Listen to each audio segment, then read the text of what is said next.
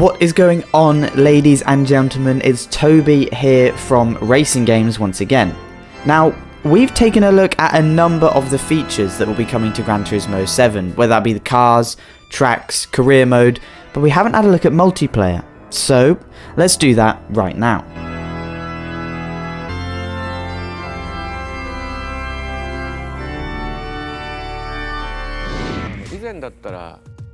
Now, first and foremost, one of the most important features with modern multiplayer gaming is crossplay.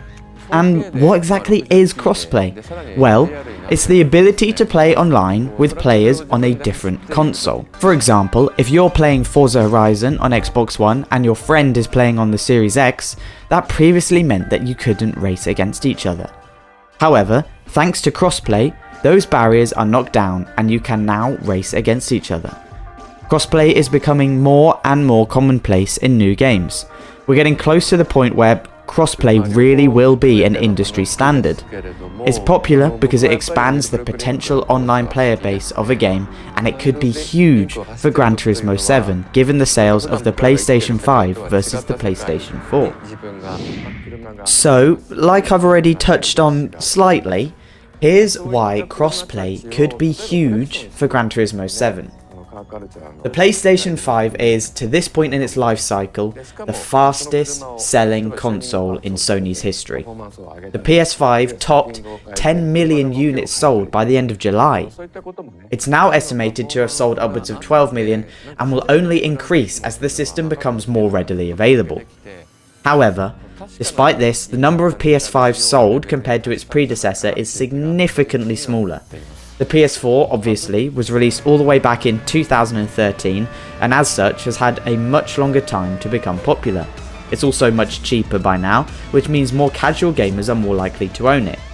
There are over 115 million PS4s out there, which is over 10 times the official sales figures for the PlayStation 5.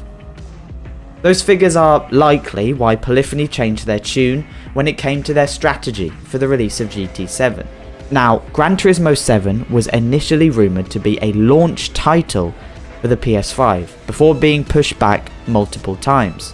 Eventually, GT7 was confirmed as a game for both the PS4 and PS5 systems, the first time in Gran Turismo history.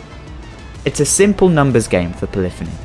The market for PS4 games is currently tenfold that of PS5, and without that, sales would be a fraction of what they'd be if GT7 was a PS5 exclusive.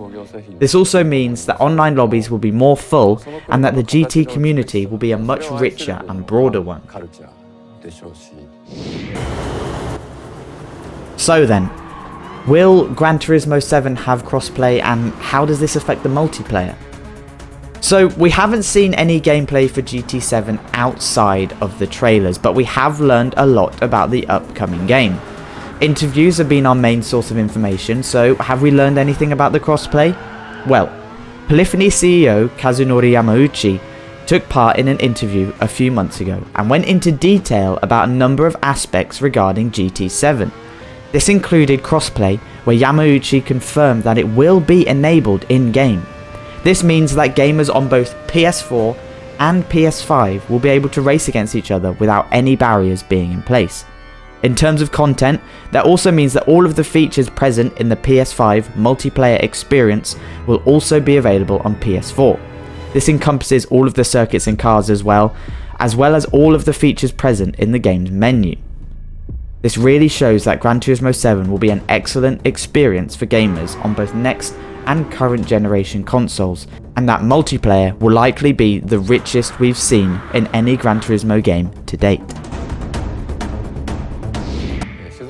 So that's what we know so far about multiplayer in Gran Turismo 7. What do you make of that? Do you think that crossplay and cross-generational play will be a good feature for Gran Turismo 7? Let us know down in the comments. I've been Toby for Racing Games, and I'll catch you in the next video here on the channel.